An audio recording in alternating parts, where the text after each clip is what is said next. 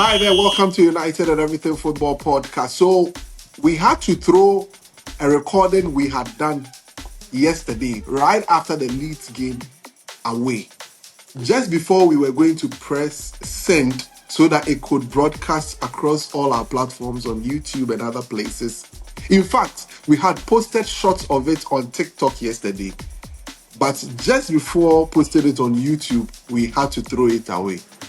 The news of Ruben Amorim's sack have had us to, throw the whole episode away to do an entirely new one.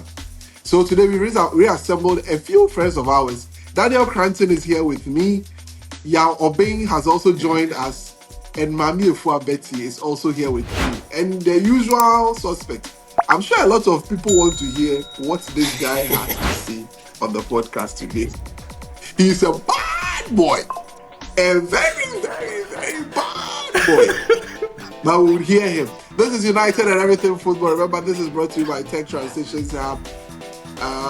The fastest and most practical way for people in the US and Canada to break into the IT industry, even with zero technical knowledge in IT. In just 3 months, you will learn real-world job-ready skills in IT support, Microsoft 365 security, Azure, and many more. The exact tools companies use every single day. Our programs are hands-on, beginner-friendly, and designed to help you confidently step into your new IT career. So Tech Transitions Hub says that you can contact them on +1 535 1396 or visit techtransitionshub.net for more details. It's by their kindest courtesy that we are bringing to you this podcast. Let me make a quick turn. Roxanne, I want you to do something. You just cut some of the things we said in the previous episode. Put it in the break session so that people know that we did something. We had to throw it away. Abort mission completely. We'll be right back after this.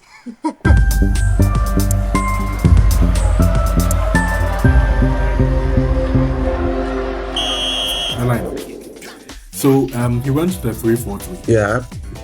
He went back to his tried and tested 3-4-3. We announced Ruben Amorim's arrival at Manchester United as the head coach, not as a manager. And based on how we have come to understand the model, a head coach's role and a manager's role are completely different. If he's not going to change, then we may have to make that change. And in doing so, we have to compensate him for him to do. He's just calling our bluff. All right, thank you so much. Welcome back to United and Everything Football Podcast. So I'm here with Yao, I'm here with Daniel, I'm here with Mami Efua, and then Kwami in Siako. You know what? Let me start with Danny. You know, when the news broke, I was in a meeting. And I saw someone text me something. Then I had to go check my phone again, and Daniel Cranton has sent me a text. I want to be on the podcast. Daddy, why do you want to be on the podcast? Tell us. Charlie, look, we are all tired. Look, this I love football. I love sport because it's at the end of the day we all entertained by it, but we all have our different ways or different approaches to it. So some may be a bit more patient, some may be a bit more rash, if for lack of a better word. But as fans of a football club, at the end of the day, when your team wins, you are happy. When they lose, you are sad. Yes. So, personally, I don't really subscribe to the you hate man, you don't like a manager. We don't know the managers. We don't know them personally. We don't. If they win, they are friends. If they lose, we don't like them. It's as simple as that. But look, I was a bit more patient with Amorim when he came first because I felt like the club was going through a very terrible time. It wasn't even what I felt. That was a fact. Under Ten Hag, it was terrible, and we were being gaslighted. We were winning cups, but we're really not going anywhere. And I wanted some stability. I wanted some proper progress, especially in terms of the league. We wanted to see us competing for top 4, then slowly progressing into competing for the title, returning Man United to where Man United wanted to be. But when last season ended, I was one who wasn't really looking at the league table because of Amorim and how funny his appointment was. He's a system guy. has used one system all his life, needs a certain types of players to be able to perfect that system. I knew he didn't have that. So what I was focused on in the first 7-8 months of his time at Man U was how the team was playing, how the team seemed to be improving in the system, how players were fitting in. I wasn't really paying attention to the records in terms of the wins, the losses. Then I watched one of your episodes and Kwami broke down, at the end of the season, he broke down the win percentage. And that's the first time it hit me. I was like, wait, this is then you should be in for more. Because that's what I'm going to do today. Look, a lot of it.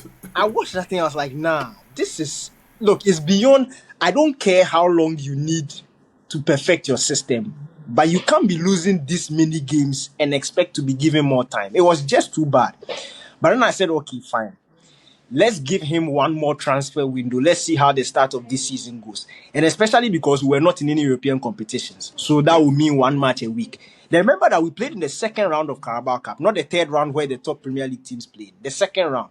So we had a much better draw. Lost that game against Grimsby. And that meant that from second week in August up until December, you'll be playing literally one game a week. So you train all the whole week just to play one game. And when that is happening, you expect to see some proper progress. And we've seen some of the top clubs in that position do very well with those circumstances. We saw Chelsea go on to win a title in these very similar circumstances. But then you look at some of the games we played, how our rivals were also playing, the sort of results they were picking, and what we were doing. And was like, nah. Look, let me tell Man U fans, if City, Chelsea, Liverpool were also playing one match a week, I don't think we would have been within touching distance of them. Trust me. Because I looked at the last few results that we played. In terms of the away table in the Premier League, Bournemouth, West Ham, Everton, Wolves, they are bottom. And Man U couldn't beat those teams at home. Like, these teams are the worst travelers in the league. Yet when they came to Old Trafford, they looked very competitive. Let nobody lie to you. Wolves should have won that game against Man United. Bournemouth could easily have beaten Man U at home. Everton did beat Man U. West Ham, when they got the equalizer, they looked the more likely to go on and get... United just looked very nervous in the last minute. And for me, that can't be progress. Look, you can't have this much time in terms of preseason, this much time in terms of the fixture load being very manageable as compared to your rivals. And in November, December, be playing football like this. And then when you go back to look at the records, look, I would have been very surprised if he had reached the end of January with a job. Me, I got tired. I think it was getting to Christmas. Early December. That's when I washed my hands off Amorim because Nemfa. And it just gets to a point where you have to put your happiness in the club above the individual. If he can't do it, let him go. It's not personal. Let him go. At the end of the day, if we get somebody in and the person wins, we'll all be happy. If the person is losing, we'll keep on sacking them until we get the right until we make the right decision. Shake because my hand. at this point, like what again? What again? Welcome to my club. We are tired. Welcome to my club, Daniel. Charlie. Because I've said it here. Keep sacking till you get the right guy. Charlie, keep sacking till you get the right guy. Let me get to Yao. Let me pick the thoughts of Yao because Kwame has a doozy. I don't know whatever research he's going to do. Yao, let me get to you. I mean, how have you felt over the last couple of months? Honestly, Amorim lost me after the game against Brentford. So that was when he So lost for me. I went into this season double-minded. First of all, I felt with what happened, Man United finishing 15th, it was totally unacceptable and he didn't need to be in the job. But then again, Danny mentioned some part of it where I felt that we also hamstrung him by bringing him in the middle of the season where he couldn't really do much. Yeah. The only signing we made for him was for Dogu in January last year. So it was I felt like it was a bit unfair to sack him at the end of the season because he insisted that, he wanted to come at the end of the season. We said it's either today or never. And he had to come. So he came against his wishes. And so I felt that let's give him some time. Let's help him. So we invested 200 million worth of attacking talent in this guy. And this season, results are not going the way it's supposed to go. So clearly, you see, for me, it's not just about the wins, but it's about performances. And when you look at the performances, it's not, apart from the first game against Arsenal, where we battered Arsenal, but we couldn't win, most of the games we've been too predictable. And I think that Amorim has to go and blame his countryman, Marco Silva, because that was the beginning of his end for him. When Marco Silva detailed how we were going to play, how he managed to put in Iwobi in that box midfield to elude our midfielder, he totally eviscerated Amorim's tactics. And I think that was when Wilcock's Dems were like, nah, man, Charlie, you're too predictable. You need to change something. That was the beginning of the end for Amorim. And so there was that pressure from the legends, whoever, Gary, Scholes, Keane, whoever. But for me, I think that Amorim needs to learn from this experience. And maybe we'll talk about that later on. You know, you can't be dogmatic as a coach. It's only a fool who does not change his mind. And when, you see, Pep Guardiola had to learn and relearn when he came to the Premier League. When Pep Guardiola came, he was all tiki-taka. He didn't know there was anything like second balls. He came to Premier League and realized that, hey, Charlie, these people then go play long balls, somebody go head the ball, and they have to compete. So, maybe some dual winners, otherwise I'm fucked. If you don't win duels, you're not. And that's how come Pep Guardiola evolved, and it got to a point. Pep was playing 3 defenders, John Stones playing like an auxiliary midfielder / fullback, and he had to evolve because he realized that, look, if I don't change, I'm not going to win anything. So you can have your base, you can have your 3-back or whatever, but you have to realize that the material you have might not necessarily be fit for purpose. And I don't see, you have to change. The principles are the same. Whether, and I've listened to Mourinho, and look, you can defend in a back 3, back 4, press in a 3-2, what formation, 2-2, whatever formation, press in a 4-1-5, whatever pressing. You can start off with a back 5, but you can evolve and you can in-game management. One thing for me was that Amorim was either plan A or no other plan, and that was what lost me, because there have been many games where I have not seen any adaptability, and people had figured him out, and a lot of teams knew how to play us. They knew that if they press us in a certain way, we were going to make mistakes, or we were going to go long. And if you have good defenders who can duel Sesko, or whoever was playing up front, if Sesko was not in, that's even worse, because we didn't have any outlet. We were just playing. We are just like a Stoke FC. If you look at our build-up, we don't build up from the back. We just play to Lamens, and then he just hooves the ball, hoping that Sesko or whoever will win the ball, and then we are going on. So there was no evolution. And for me, when I heard that rant on Friday, after the Leeds game, then I knew that, look, that's it. Because clearly you could see that he was begging to be sacked. And maybe he took the leave from Nuno Espirito. Maresca took the same position, and because you see, in any job, when you start going against your bosses, you are going to. And before Kwami comes in with the facts, you have to realize that you are 38 point whatever percent win rate, 1 point something a game. So if we had gone the whole season, we would have ended up with 40 points. That's relegation form.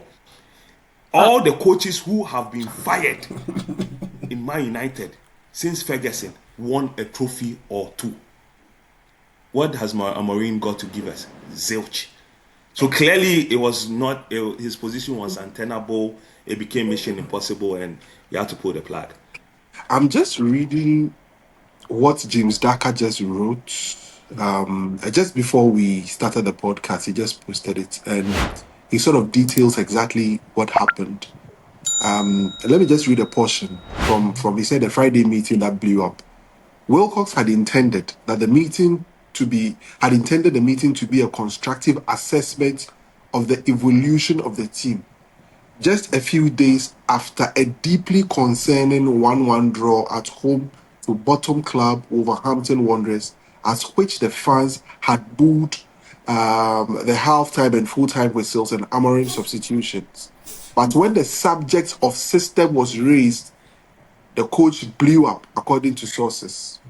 To the leadership group, including Chief Executive Omar Barada, who all felt they had backed Amorim through thick and thin, enough was enough. It signaled to them that the relationship was unsustainable and the decision was taken with the full support of Sir Jim Ratcliffe and the Glazers. Let me go down there and say something I believe really happened. Mm-hmm. They said club insiders believe Amorim wanted to be sacked, and I believe so. And this is what Daka wrote. Those inside the club simply felt it had reached a point where Amorim, for some reasons that was still unclear, wanted to go and was determined to engineer his exit. And you know why I felt that? I felt the job was too big for him. I felt he had gotten to his wit ends. Like, this is what I know to do. Or this is how I know how I can do my own things. But it's not working. And I don't have any more left in me to be able to get things going. And he had said, my ego, my pride, I will leave the job. And he had been, he made it look at some point at the beginning that he was being begged to stay in the job and all of that. But you had gotten all the backing. But he felt that, Charlie, this job, I'm not going to do. So what make I do? Make I just cause commotion, talk my mind, and Charlie, make the people sack me. Make the people sack me. At the end of the day, when he resigns, he gets nothing. But when he's sacked, he gets some compensation. Kwami, talk to us about the facts. So long and short, we say the guy he fraud with. He fraud. That's the something of what you talk for inside, or me that what I hear. The plenty things you talk, or all I heard was it be like the guy he fraud with. When he was leaving this afternoon from his house, he was smiling with his wife and all that. And he's going to the bank. Yeah, smiling, literally smiling all the way to the bank. Let me say a word of prayer before I Hey, where's Liebe Gott, sie müssen mir helfen, die richtigen Dinge zu sagen, ohne Schimpfworte aus meinem Mund. Amen. He's praying in German. Oh God. Amorim deserved to be sacked a long time ago. Let's see. Yesterday was like him saying to himself, like, you know what? I'm really going to stick the boot in here to force them over the edge to do whatever they need to do. But I think he should have been sacked on numerous occasions over the past 12 months. After the Europa League final, I gave up on Amorim. I totally gave up on Amorim. I was like, see, you have to give yourself your best chance of actually winning a trophy for a historic club like Manchester United.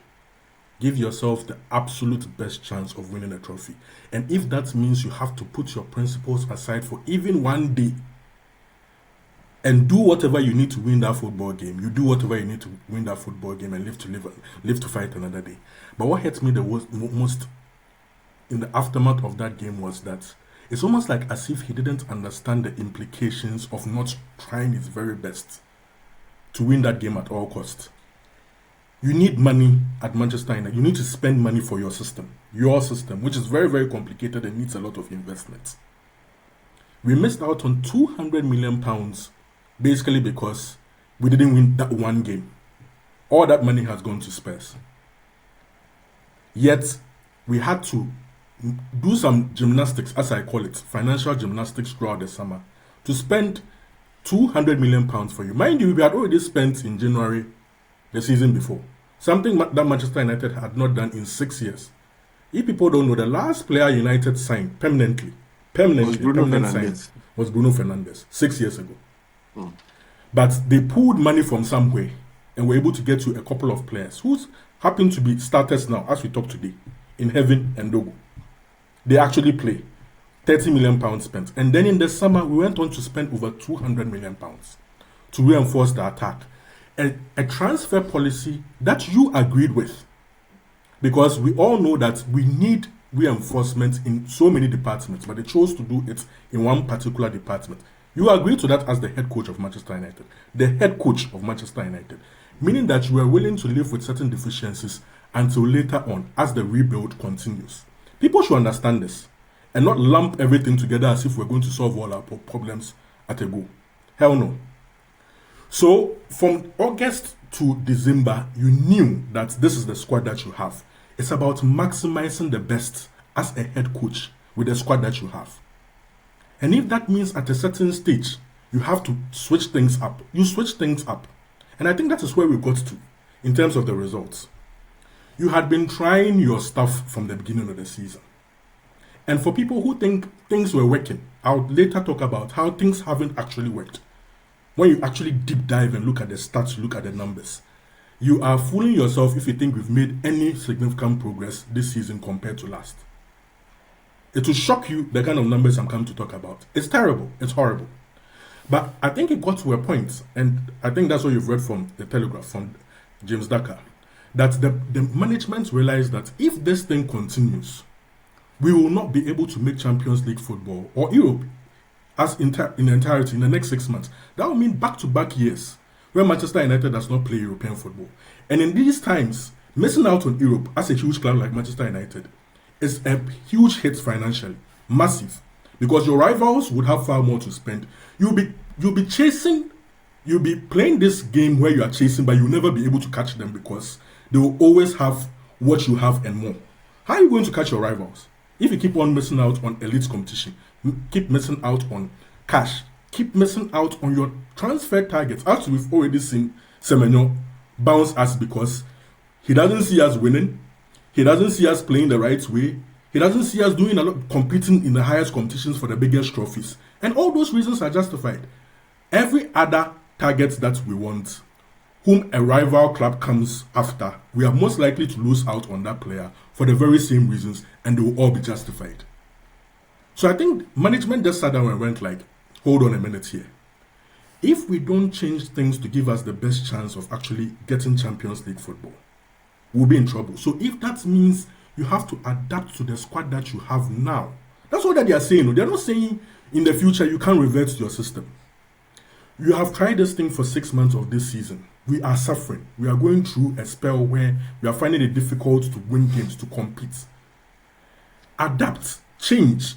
When you have more of your signings, then you can revert back to playing that. That is all that they said. And like Kwami just read, I don't think they even landed, and this man got upset with the fact that they brought this up. How do you have that ego when you have these numbers I'm about to talk about behind you? And these are the numbers. Amorim has played 63 games as Manchester United manager. He has won 24. Win ratio of 38%. Listen to these numbers. We've all been to primary school, secondary school, university. We know scoring systems. When you are doing 38% in anything, what feeling? It's a straight F. Forget about even lumping all games in all competitions together. Let's just talk about just the Premier League. Premier League matches. He has played 47 Premier League games. Do you know how many he has won? 15.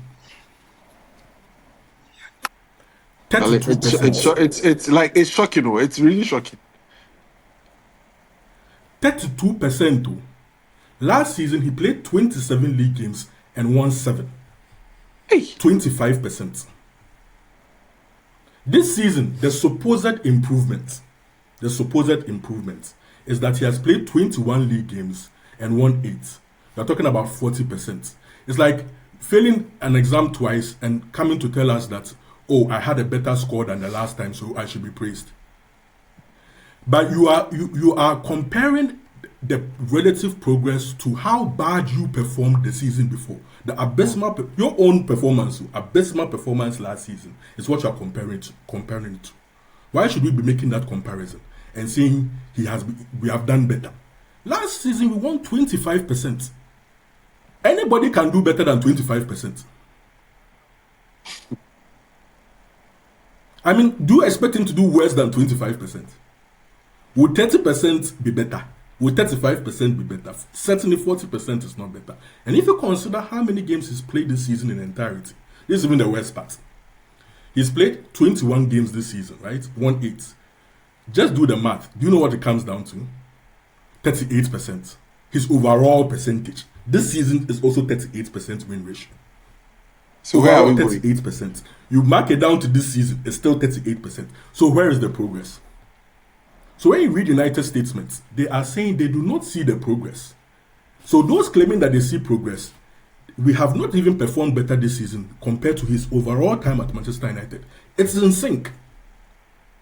Nothing has significantly improved. And this 38% win ratio is the worst of any manager in the Premier League era when it comes to our club. Certainly the worst post Sir Alex Ferguson. Everything is screaming the worst. Worst goals to games ratio, worst clean sheets to games ratio, worst everything. Everything is bad. It's not about hating on this manager. From the very off, it was very difficult to back this manager because there have been so many reasons why this coach should not have been coached till this point. The Europa League was the first one. I just couldn't understand it. Grimsby and League 2 side, I couldn't get my head around it. Everton, it's never happened at Old Trafford before where we lose to a team down by a man for over 70 minutes of a football game and we ended up losing. Then against the worst team in the league, we almost lost. A team that had got just 2 points, we almost lost. And if you look at the league table, look at our fixtures, right? Our fixtures over our last 11 fixtures. Do you know how many we've won? 3. 3. Isn't this run similar? 3 out of 11. Isn't this run similar to anything that we saw last season? He won. There is no difference. It's the same thing. 3 wins. He won back-to-back league games once. Just once. Once. We've won back-to-back games just once. That 3 games winning spell that we did about a couple of months ago, that won him Premier League manager of the month. That was it. Just once. Besides that, we've not won. It's LLDD, LLDW, LL, just like that. Just once. And worst of all, those claiming, but we were 15th, of which he sent us to 15th. It's not like somebody else sent us to 15th. He ended us in 15th. But we are set this season. You have to take a very critical look at the Premier League table. It's a dangerous table. The gap between the 5th place team and the 14th place team is just 4 points. You are clutching on straws. We've won 3 games in our last 11. And we have won only 1 game against the bottom 5 sides. 1. So if you look at all these projections, what shows that in 6 months' time, we'll get to where we've gotten to? That's how come the board came to him with a plan B. Not that we want to even sack you. We are saying, G, relax. Money no day. You and I, you see the way last summer we wire away, we find some cash give you.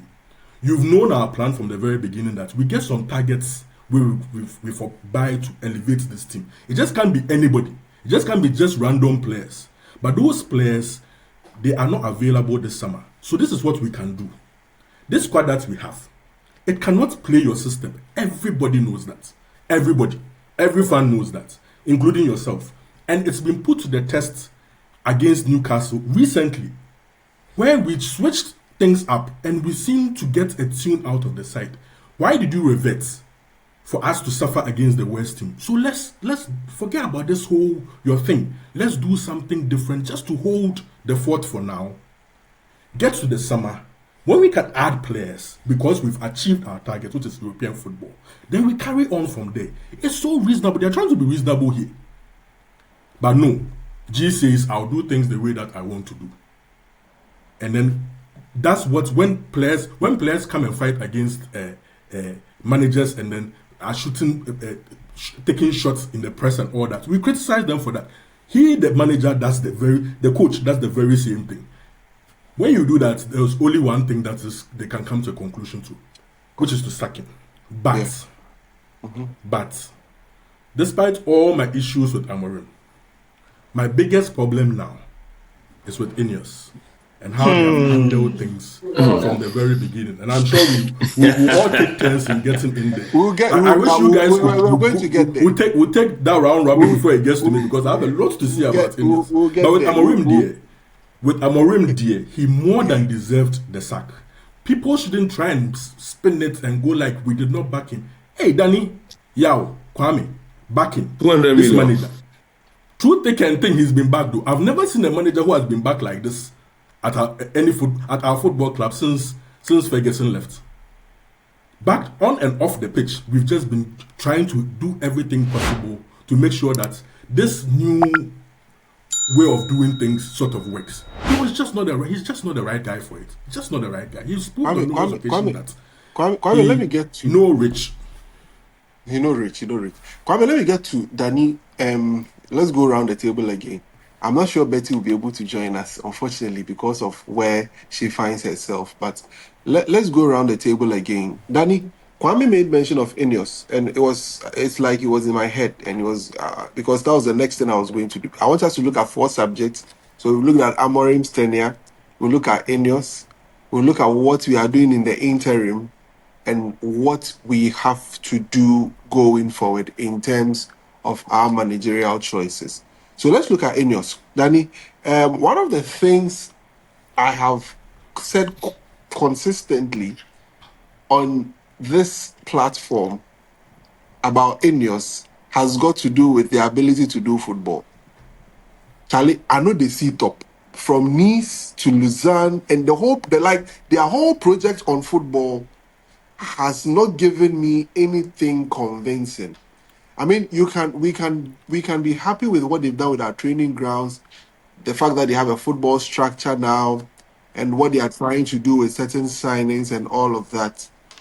But the INEOS we've seen and the football they've been doing there, Charlie, Daddy, let me hear you. I don't think they've been completely terrible. I think they've done some good stuff, as compared to what we saw before.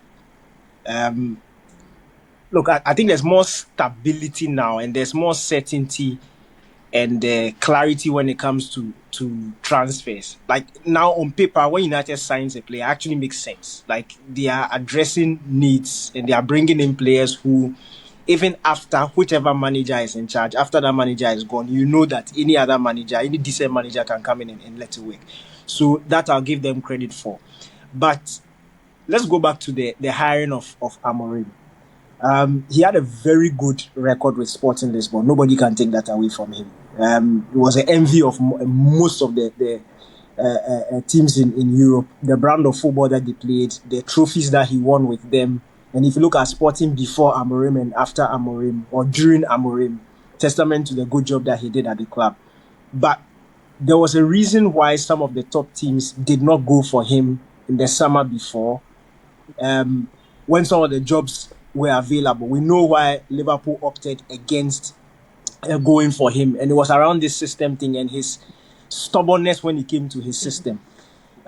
We've read stories where the former United sporting director had warned the team not to take him because of his insistence to play the 3-back system, and felt like the current squad wasn't ready for that.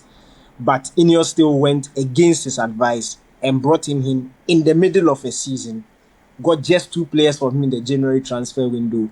And then, in as much as they backed him very well in the summer transfer window, fundamentally, when you look at the squad, it still just showed that this was not a team ready to play his 3-back system. The players were not specialists. When you look at the profiles of the players he was using as Sporting, and you look at that as against Man, yes, the United players have better quality, but the profiles are not the same. And it will mean that players would have to force themselves to be things that they are not. For example, Bruno Fernandes, he's just not a central midfielder. He doesn't have the awareness in the middle of the park to keep that balance offensively and defensively. So if you put him in that situation, yes, on the ball, he will do wonders for you. But off the ball, he's going to expose his teammates. And these were some of the fundamental things that were wrong with United. But INEOS opted against it. We've all spoken about the fact that they should have sacked him long ago. I don't think if they were going to sack him and what we've seen, then he shouldn't have started the season. And it takes me back to the Ten Hag thing again. Ten Hag shouldn't have been given an extension. So these are mistakes. It is another major mistake they've made, where it is very easy for you to assess a season, assess a manager based on what he's done, make projections, and make a quick decision. They failed to do so with Ten Hag, allowed him to start the season, flop, then bring them another manager to come and struggle. He struggled. End of the season, you could have assessed it properly. And Kwame makes a very good point of the in relation to the Europa League final. Based on the mentality he went into the game alone, it was clear he's not a Man United manager. In a final against Tottenham Hotspur, I don't care. You win. There's no excuse You after win. the game. I don't care. If you have 16 red cards, you just have to win. Just win the game. Nobody cares. Just win the game. Full stop. Nobody remembers Who the brand loses of a football final we played to against Spurs? Ajax in 2017. We don't remember. All we know is that Mourinho won the game. Full stop. Just win it. Ten Hag didn't play that. Say he just won. At the end of the day, once you are in a final against some teams as Man U, you just win. It's not about performance. It's not about positives. United don't think like that. So based on that alone, I felt he should have been sacked.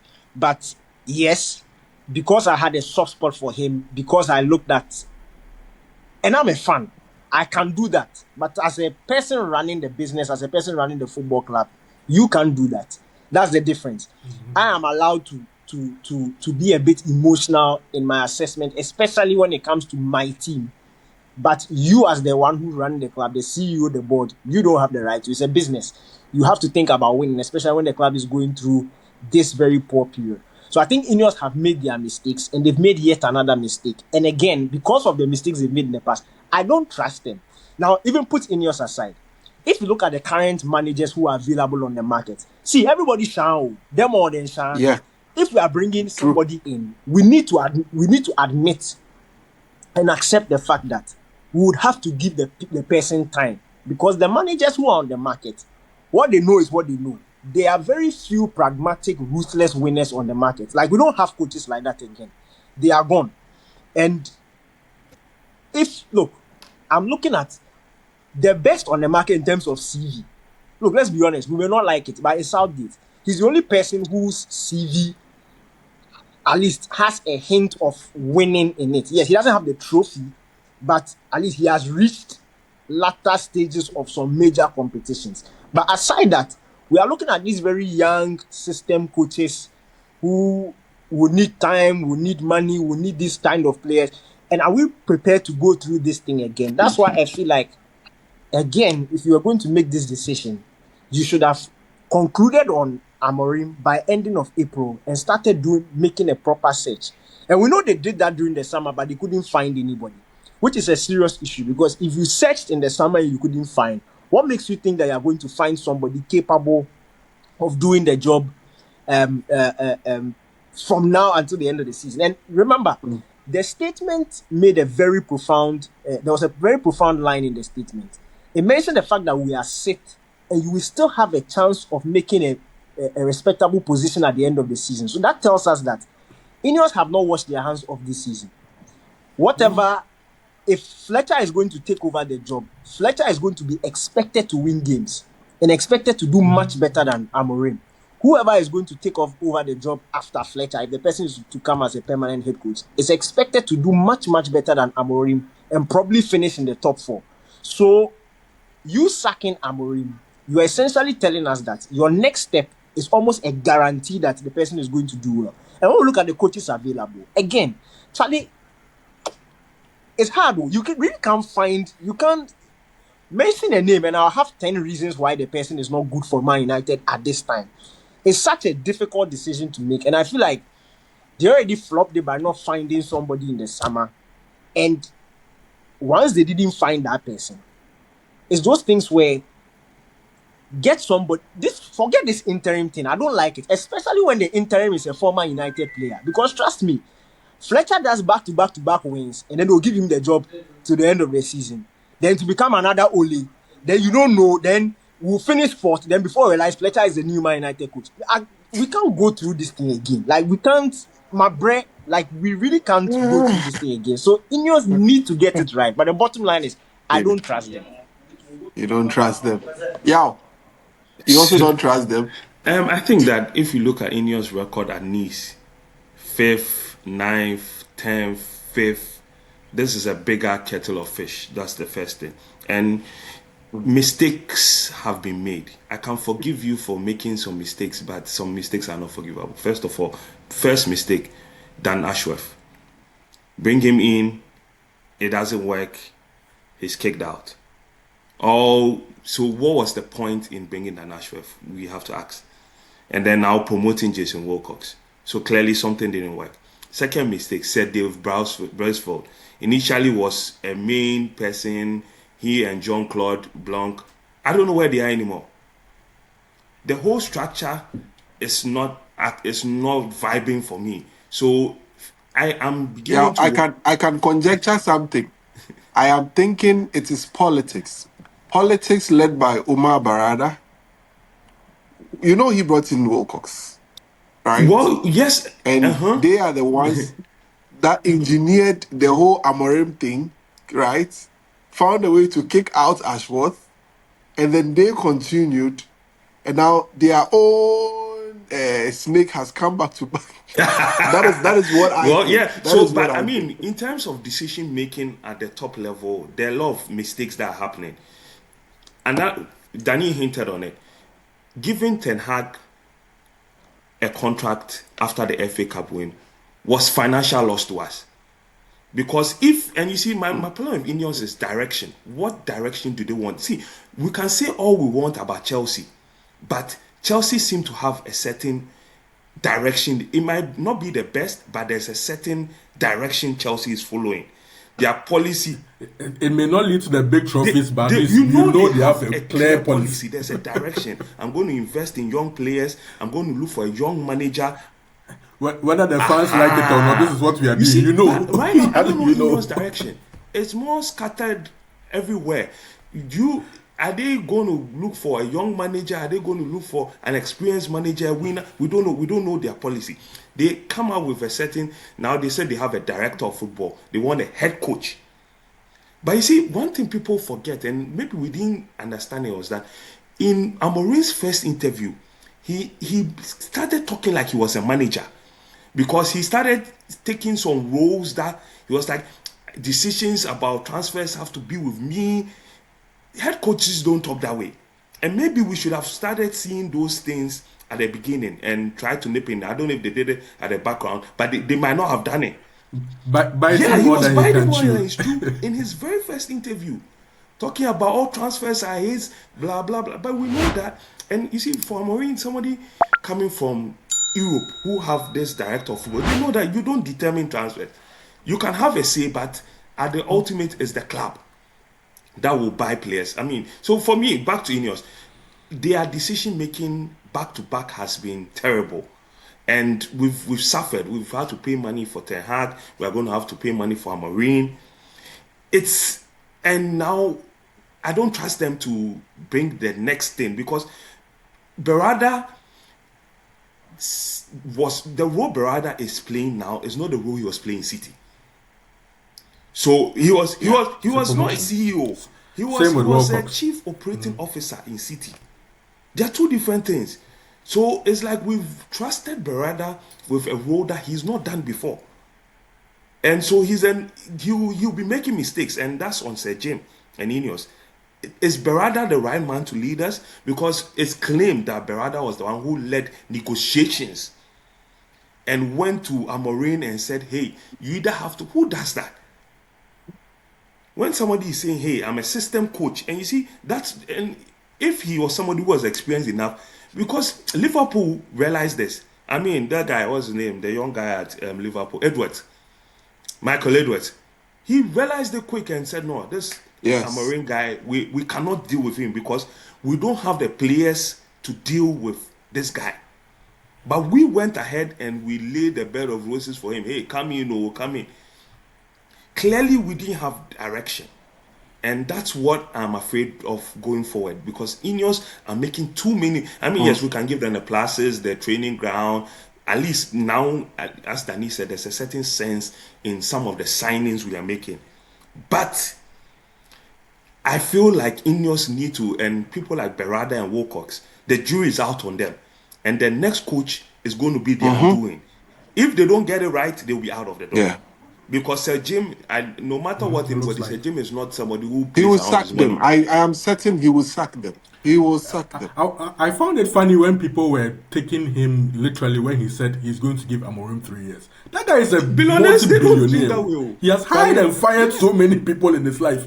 It's all about the numbers, the targets, everything. When things change, forget about the words. They will sack you. And that's football for you. Football is a result-oriented business. So if you don't get a result, you're out of the door. You are only as good as your last win. And INEOS, Yep. for me, INEOS need to really get their direction right. What direction do you want Man United to go?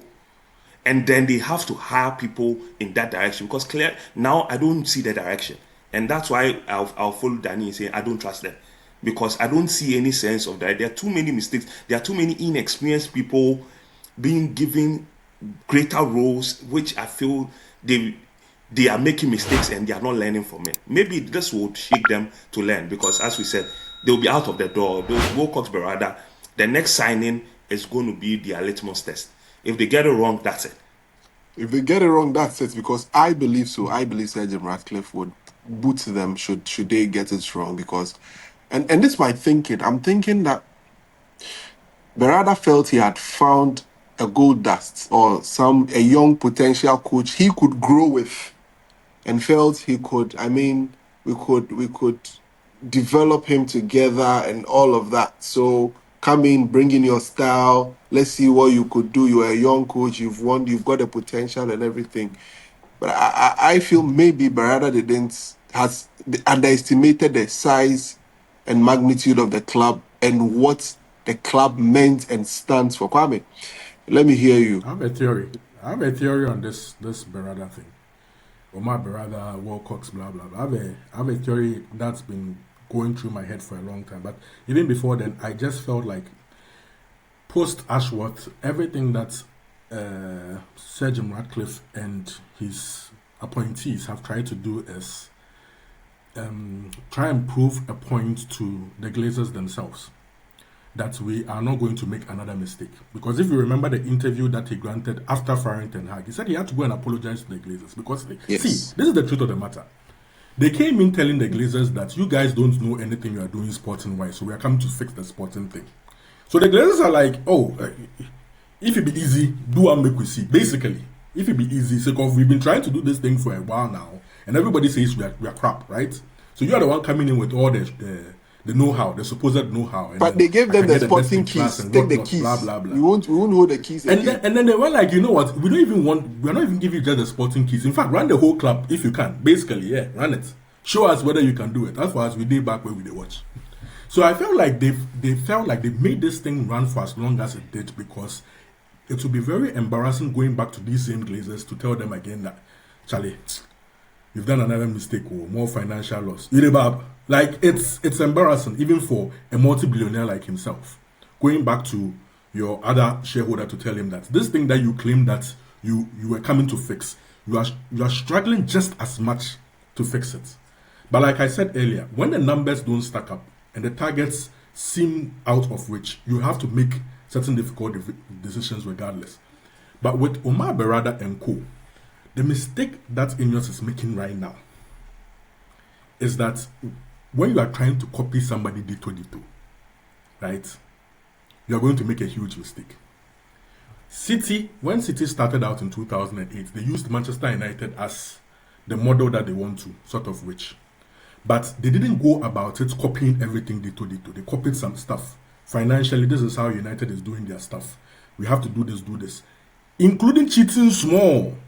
This whole 115 charges that are hanging over there. Man United wasn't doing the kind of things that City ended up doing in order to be able to compete financially. But they evolved past just copying Manchester United. They added the cheating to it to make sure that they will be able to match up to Manchester United.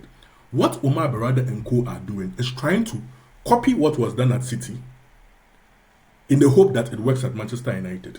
Even Amorim's appointment, rumor has it that it was based off the fact that he had a hint that City are looking for a replacement, and that this Ruben Amorim was high on City's agenda. They had already had plans to poach their sporting director, Hugo Viana, of which eventually they did. And was most likely that if Hugo Viana had gone there, he would have suggested like 100% that they get Ruben Amorim. In fact, Ruben Amorim could have been their coach at the start of this season. But I think what Omar Berada Dems felt like they could do, Berada especially, was that, you know what, hijack this thing.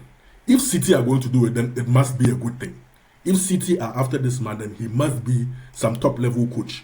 a young bright coach who could come into the Premier League, continue from where Pep Guardiola has left off, and help City to sort of dominate for the next 10 years.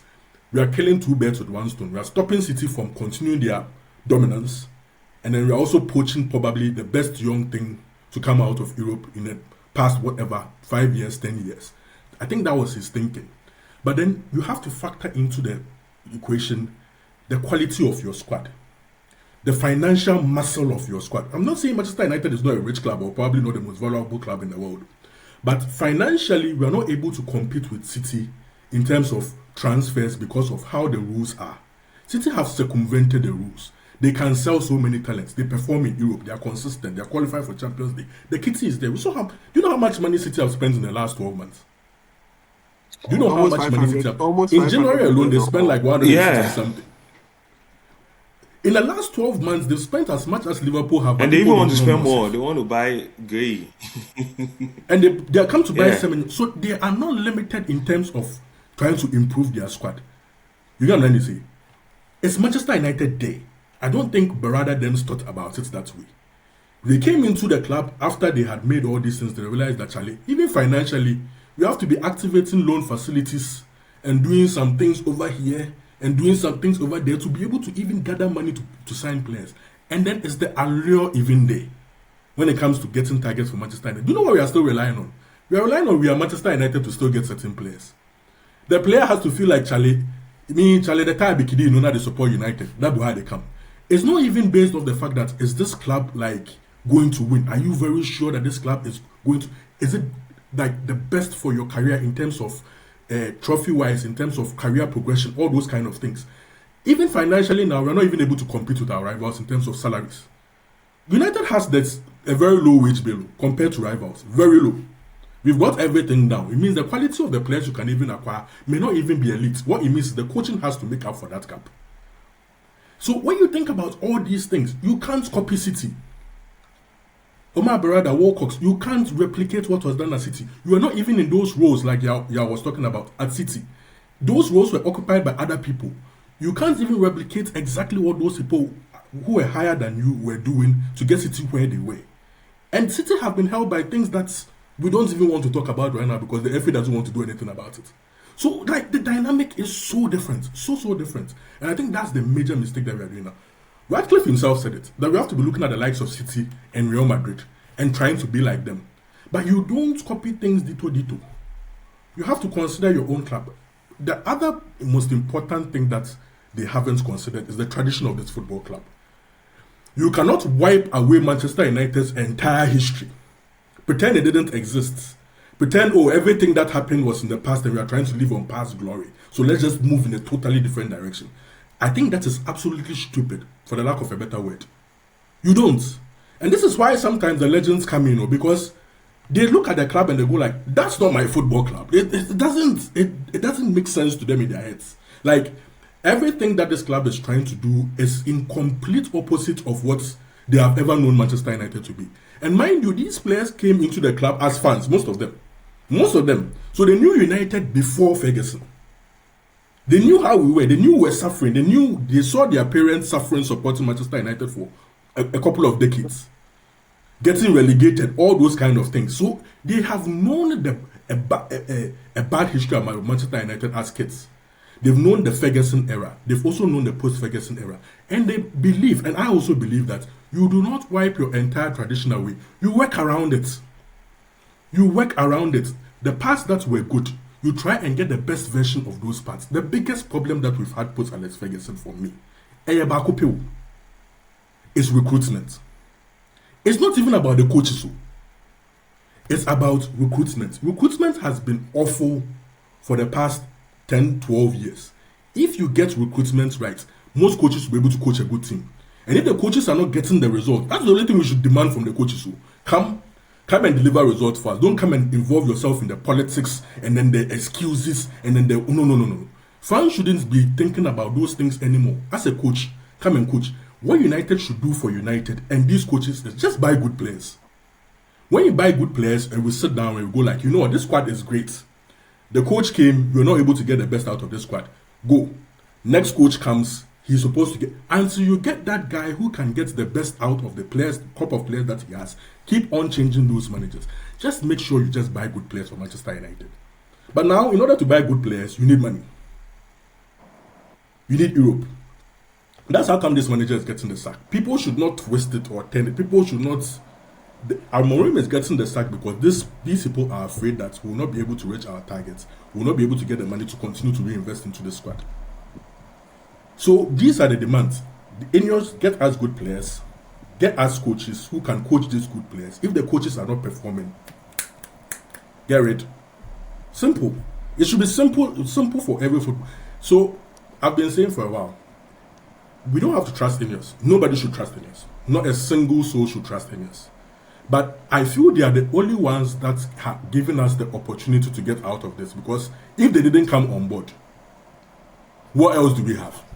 Woodward. Where else We have Woodward. So some way, somehow, Charlie, Woodward, you're just burning through cash. Some way, somehow, this thing must work. There are misgivings. You guys have spoken about it. There are shortfalls. You've spoken about it at length. But some way, somehow, this thing must work. Then it brings us to the subject of, so now, who next? Danny, you spoke about interim thing. Yeah. Truth of the matter is, personally, my personal opinion on this is, I don't mind an interim. For now. The reason is that I feel there will be better coaches available next summer compared to what... After the World Cup, especially, there are going to be some good Tuchel, especially after the World Cup. For me, I'm now German bias.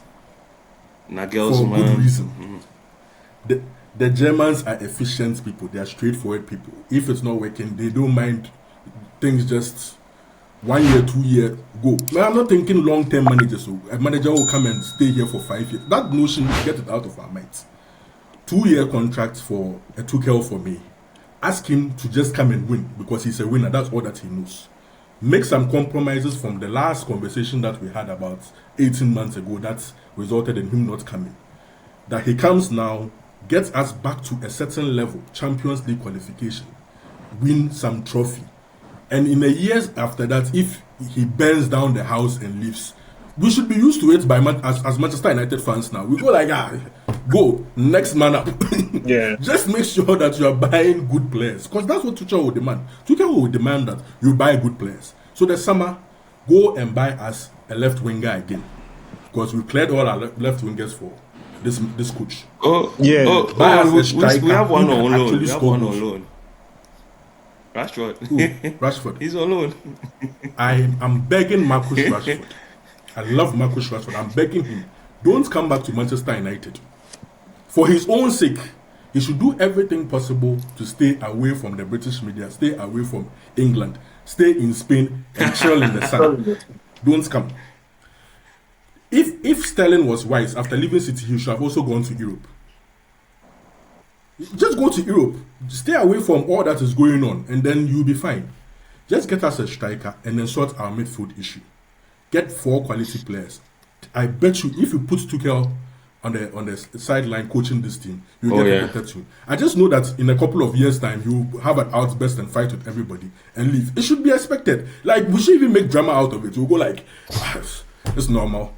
The most important thing is, at the end of his spell, are we back in top 4? Are we winning trophies? If he's achieved that, we are good. Next man. Anyway, guys. So I heard Kwami talk about Tuchel and a few other things.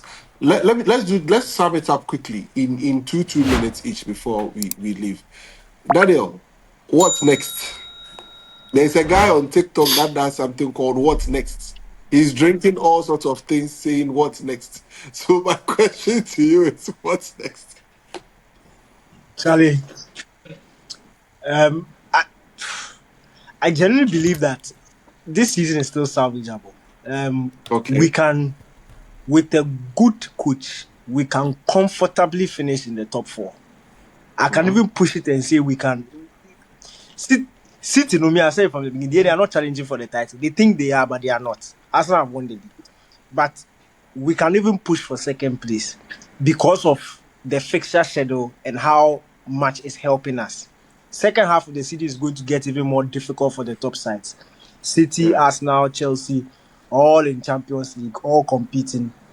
Aston Villa themselves have other things to think about. We just have the league to think about, an FA Cup. An FA Cup is played on weekends, so it's not like it's midweek and we'll have anything extra fixtures to deal with.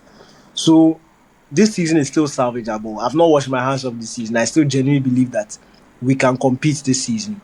And I hadn't thought of it, but I think Kwame has made a very good point. We could wait and get a very good coach after the World Cup, because we know most of the top coaches after the World Cup, their contracts are running down. And football is not something that at 50, at 60, you just go and close your eyes and sleep. They would want a job. And if the Manchester United job is available, trust me, some of the top coaches would want that job. So at this point, I just have to go to church and fast and pray for Fletcher because it looks like he will be the interim manager. I'm going to pray for him. He should just use some Ole vibes to get us some new manager bounce and get us some results. My prayer is double.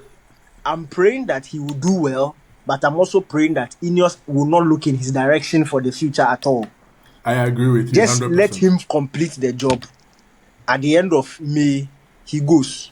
He should maintain his job at Man U. And if he likes, I don't understand why Fletcher hasn't gone outside Man U to get a coaching job and improve himself, and he's just been sitting in Man United. If you're going to do your coaching badges, you go outside, you go and prove yourself. If you genuinely want the Man United, trying to make sure that his kids are good. Career progression, they are good, and when they are done and they leave Manchester United, then he will go. You 14, so finally obviously, so his LeBron and his son at Lakers, same vibe. So his priority is not himself. Clearly, his priority is his kids. But look, all the best to Fletcher. Hopefully, he does well, and then we move on to a much better manager at the end of the season. Yeah, wrap it up. Yeah, so I think that the guy said, for me, I think same thing, interim manager. I don't know if I was getting the vibes of maybe bringing like a Carrick or an Ole to help Fletcher to the end of the season.